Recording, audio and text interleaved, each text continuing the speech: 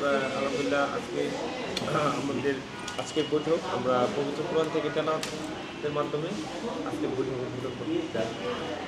أعوذ بالله من الشيطان الرجيم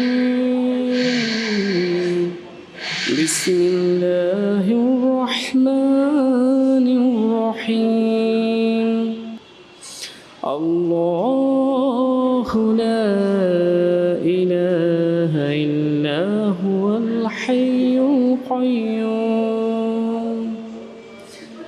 لا تأخذه سنة ولا نوم له ما في السماوات وما في الأرض من ذا الذي يشفع عنده إلا بإذنه يعلم ما بين أيديهم وما خلفهم ولا يحيطون بشيء من علمه إلا بما شاء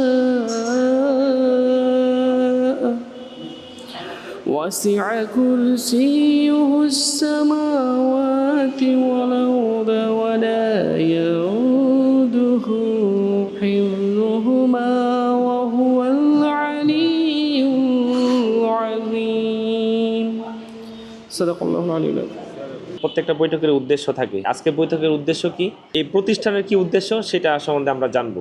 প্রথম উদ্দেশ্য যেটা, মুসলমান হিসেবে আমাদের কাছে হার্ড লাগবে না, আর মুসলমান আমি হয়েও যদি আমি মুসলমানের দায়িত্ব পালন করতে না পারি তাহলে সেই ব্যাপারটা হার্ড লাগবে। এজ এ মুসলিম হিসেবে আমার প্রথম দায়িত্ব হলো যে আমি প্রাপ্তবয়স্ক হওয়ার পরে আমি আমার সালাত আদায় করা, আমি আল্লাহর হুকুম পালন করা। আমাদের যে প্রতিষ্ঠান, এই প্রতিষ্ঠানের মধ্যে প্রথম উদ্দেশ্য হলো যে আমরা এখানে যারা থাকবো তারা অবশ্যই নামাজি হব ইনশাআল্লাহ। ঠিক আছে, এই প্রতিষ্ঠানে যারা থাকবো তারা নামাজিরাই থাকবে, মানে এখানে বেনামাজি থাকবে না।